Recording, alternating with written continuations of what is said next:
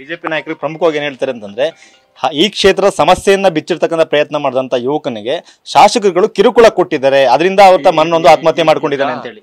ಈಗ ನೀವು ನನಗೆ ಕೇಳಬೇಡಿ, ನಮ್ಮ ಲೀಡರ್ಸ್ಗೂ ಕೇಳಬೇಡಿ, ಈ ಸಾರ್ವಜನಿಕಕ್ಕೆ ಕೇಳಿ ನಮ್ಮ ನಡವಳಿಕೆ ಹೆಂಗೆ, ಯಾವ ರೀತಿಲಿ ಕೆಲಸ ಮಾಡ್ಕೊಂಡು ಬಂದಿದ್ದೀವಿ, 24/7 ಕೆಲಸ ಮಾಡ್ತಾ ಇದ್ದೀವ, ಯಾವ ರೀತಿಲಿ ಸ್ಪಂದನೆ ಮಾಡ್ತಾ ಇದ್ದೀವಿ, ನಾವೇನಾದ್ರೆ ರಾಜಕೀಯ ಪ್ರಯತ್ನಕ್ಕೆ ನಾವು ಅಭಿವೃದ್ಧಿ ಮಾಡ್ತಾ ಇದ್ದೀವ.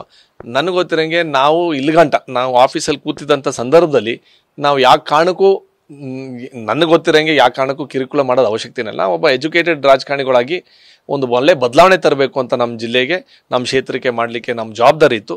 ಅದಕ್ಕೆ ನನಗೆ ಗೊತ್ತಿರಂಗೆ ಇದು ಅವ್ರಿಗೆ ತೊಂದರೆ ಕೊಟ್ಟವರು, ಅವ್ರಿಗೆ ಟಾರ್ಚರ್ ಕೊಟ್ಟವ್ರು, ನನಗೆ ಮಾತ್ರ ನಾನು ಹೇಳ್ತೀನಿ ಹೌದು ವಾಟ್ಸಪ್ಪಲ್ಲಿ ಬೇಕಾದಷ್ಟೇ ಈ ಸಮಸ್ಯೆ ಇದೆ ಅದು ಸಮಸ್ಯೆ ಇದೆ ಅಂತ ಹೇಳ್ತಾರೆ. ಅದನ್ನು ನಾನು ಪಾಸಿಟಿವ್ ಆಗಿ ನಾವೇ ರಿಯಾಕ್ಟ್ ಮಾಡ್ತೀವಿ. ನಿಮಗೆ ಗೊತ್ತು, ಎಷ್ಟೋ ರಾಜಕಾರಣಿಗಳು ಇರ್ಬೋದು, ಎಷ್ಟೋ ಜನಪ್ರತಿನಿಧಿಗಳು ಇರ್ಬೋದು, ವಾಟ್ಸಪ್ಪಲ್ಲಿ ಮೆಸೇಜ್ ನೋಡೋದಕ್ಕೆ ಹೋಗೋದೆ.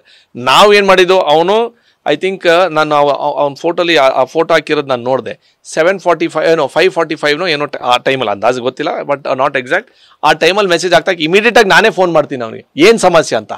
ಅವ್ರನ್ನ ಏನು ಸಮಸ್ಯೆ ಅಂತ ಕೇಳೋಂಥ ಜವಾಬ್ದಾರಿ ನಾನೊಬ್ಬ ಜನಪ್ರತಿನಿಧಿಗೆ ನಂದು ಜವಾಬ್ದಾರಿ. That is my commitment to my constituents. ಏನು ಸಮಸ್ಯೆ ಇದ್ರೆ ಅದು ಎಸ್ಪೆಷಲಿ ಹಾಸ್ಪಿಟಲ್ ವಿಚಾರದಲ್ಲಿ, ಯಾಕಂದರೆ ನಾನೊಬ್ಬ ಡಾಕ್ಟರ್ ಆಗಿ ಇಮಿಡಿಯೇಟಾಗಿ ನಾನು ಏನು ಸಮಸ್ಯೆ ಅಪ್ಪ ಅಂತ ಕೇಳೋದು ನಂದು ಜವಾಬ್ದಾರಿ. ಅದಾದಮೇಲೆ ಹೆಂಗೆ ಮಾಡಬೇಕು ಏನು ಮಾಡಬೇಕು ಅಂತ ಹಂಗೇನಿದ್ರೆ ನೇರವಾಗಿ ಬಂದು ಭೇಟಿ ಮಾಡಿ ಅಂತ ನಾನು ಅಂದಿದ್ದೀನಿ. ಅದಕ್ಕೆ ಕಿರುಕುಳ ಅಂತ ನಾನಂತೂ ನನಗೆ ಐ ಡೋಂಟ್ ಅಂಡರ್ಸ್ಟ್ಯಾಂಡ್. ಸಮಸ್ಯೆಯನ್ನು ಸೋಷಿಯಲ್ ಮೀಡಿಯಾದಲ್ಲಿ ಹೇಳ್ಕೊಂಡಾಗ ನೀವು ಅದನ್ನ ಅಟೆಂಡ್ ಮಾಡಿದ್ರೆ ಸರ್, ಸಮಸ್ಯೆ ಬಗೆಹರಿಸಲು ಪ್ರಯತ್ನ ಮಾಡಿ 100% ಈಗಲೂ ಮಾಡ್ತಾ ಇದ್ದೀವಿ. ನೀವು ನಂಬ್ತಿರೋ ಬಿಡ್ತಿರೋ, ನಮ್ಮ ಗ್ರೂಪಲ್ಲಿ ಯಾವ್ದಾದ್ರು PWDನೋ ರಸ್ತೆ ಗುಂಡಿನೋ ನಾನು ಡೈರೆಕ್ಟಾಗಿ ಅಧಿಕಾರಿಗಳ ಹತ್ರ ಮಾತಾಡ್ತೀನಿ, ಸರ್ ಇವರು ಈ ಥರ ಮೆಸೇಜ್ ಮಾಡೋರೆ, ದಯವಿಟ್ಟು ಇದನ್ನ ಹೋಗಿ ಅಟೆಂಡ್ ಮಾಡಿ ಅಂತಲೇ ನಾವು ಹೇಳೋದು. ಈಗ social media has to be used positively. ನಾವು ಪಾಸಿಟಿವ್ ಆಗಿ ಯೂಸ್ ಮಾಡಿದ್ದಕ್ಕೆ ನಾವು ಔಟ್ರೀಚ್ ಅಂದರೆ ಜನಕ್ಕೆ ತಲುಪ್ಸೋಕ್ಕೆ ಒಂದು ಇದಿತ್ತು. ಎಷ್ಟೋ ಜನ ಸರ್ ನಮ್ಮ ರೋಡ್ ಇಲ್ಲ, ಆಮೇಲೆ ಆಯ್ತಪ್ಪ ಸರ್ ಏನಾರು ಆಫೀಸ್ ಬರಬೇಕಾ ಒಂದೊಂದ್ಸಲಿ, ಆಯ್ತಪ್ಪ ನಾನು ಇಂಜಿನಿಯರ್ ಕಳಿಸ್ತೀನಿ ಅಂತ ಹೇಳಿದ್ವಿ. ಆ ಥರನೂ ನಾವು ಈಗ ಸೋಷಿಯಲ್ ಮೀಡಿಯಾ ಪಾಸಿಟಿವ್ ಆಗಿ ಯೂಸ್ ಮಾಡಿದಾಗ ಸಮಸ್ಯೆ ಬಗೆಹರಿಸೋಕ್ಕೆ ನಾವು ಪ್ರಯತ್ನ ಮಾಡೋದು. ನಾವು ಹೇಳ್ದಂಗೆ ನಾವೇನು ದೇವ್ರುಗಳಲ್ಲ, ಎಲ್ಲಾನು ಒಂದೇ ದಿವಸದಲ್ಲಿ ಬಗೆಹರಿಸ್ತೀವಿ ಅಂತ ನಮಗೆ ಆ ಮಟ್ಟಕ್ಕೆ ಶಕ್ತಿ ಇನ್ನೂ ದೇವ್ರು ಕೊಟ್ಟಿಲ್ಲ. ಬಟ್ ಆ ಪ್ರಯತ್ನ ಅಂತೂ ನಾವು ಮಾಡ್ತಾ ಇದ್ದೀವಿ. ದಟ್ ಈಸ್ ನಮ್ಮ ಕಮಿಟ್ಮೆಂಟ್, ನಮ್ಮ ಕ್ಷೇತ್ರ ಮತದಾರರಿಗೆ, ನಮ್ಮ ಕ್ಷೇತ್ರಕ್ಕೆ ಅಭಿವೃದ್ಧಿಗೆ ನನ್ನ ಕಮಿಟ್ಮೆಂಟ್. ಈ ಕ್ಷೇತ್ರದ ಮಾಜಿ ಸಂಸದರು ನಿಮ್ಮ ಮೇಲೆ ಮತ್ತೆ ವಿರಾಜಪೇಟೆ ಶಾಸಕರು ನೇರ ಆರೋಪ ಮಾಡ್ತಾರೆ, ಎಲ್ಲಿಂದ ಹಣ ಮಾಡ್ಕೊಂಡು ಬಂದು ಶಾಸಕರಾಗ್ಬಿಟ್ಟಿದ್ದಾರೆ. ಈಗ ನೋಡಿ, ಆರೋಪ ಮಾಡೋದು, ಪ್ರತಿ ಆರೋಪ ಮಾಡೋದು ಅಂದರೆ ಇದ್ದೇ ಇರ್ತದೆ. ನಾನೊಬ್ಬ ರಾಜಕೀಯಕ್ಕೆ ಬಂದಂಥ ಸಂದರ್ಭದಲ್ಲಿ ನಾವು ಯಾರನ್ನೂ ಟೀಕೆ ಮಾಡೋಕ್ಕೆ ಹೋಗಿಲ್ಲ, ಯಾರೂ ಟೀಕೆ ಮಾಡೋದು ಅವಶ್ಯಕತೆಯೂ ಇಲ್ಲ. ಮಾತ್ರ ಅವರಲ್ಲಿ ನೀವು ಹೇಳ್ದಂಗೆ ಯಾವ ಕಾರಣಕ್ಕೆ ಮಾಡ್ತಾಯಿದ್ರು ಅವ್ರನ್ನೇ ಕೇಳಿ. ಅವ್ರು ಮಾತಾಡಿರೋದು, ಅವ್ರು ಮಾತಾಡಿದ್ರು ಅಂತಂದರೆ ನಾನು ಅವ್ರ ವಿರುದ್ಧ ಮಾತಾಡೋಕ್ಕಂತೂ ನಾನು ಹೋಗೋದಿಲ್ಲ. ನನಗೆ ಬಿಕಾಸ್ ನಾನು ಆ ಥರ ರಾಜಕೀಯಕ್ಕೆ ಇಲ್ಲಿಗಂಟ ಮಾಡ್ಕೊಂಡು ಬಂದಿಲ್ಲ. ನಮ್ಮ ಚುನಾವಣೆ ಸಂದರ್ಭದಲ್ಲೂ ಯಾರೋ ಎಷ್ಟೋ ಜನ ಟೀಕೆ ಮಾಡಿದ್ರು, ನಾವು ಟೀಕೆಗೆ ನಾವು ಒಪ್ಪಲಿಲ್ಲ.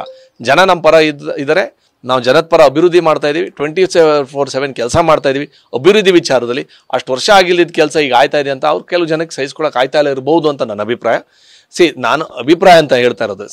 Might not be true, it might be true, that is secondary. But ಅವ್ರು ಹೇಳಿದ್ಕೆಲ್ಲ ನಾವು ಅದನ್ನು ನಾವು ಅವ್ರನ್ನ ವಿರುದ್ಧ ಮಾತಾಡೋದು, ಟಾಂಗ್ ಮಾತಾಡೋದು, ನಾನು ಆ ಥರ ರಾಜಕೀಯಕ್ಕೆ ಬಂದಿಲ್ಲ. ನಾನು ಅದಕ್ಕಿಂತ ನಮ್ಮ ಜನ ಊರಿನ ಕ್ಷೇತ್ರಕ್ಕೆ ಅಭಿವೃದ್ಧಿಗೋಸ್ಕರ ನಾವು ಬಂದಿದ್ದೀವಿ, ಅದನ್ನು ನಿರಂತರವಾಗಿ ನಾವು ಮಾಡ್ತೀವಿ.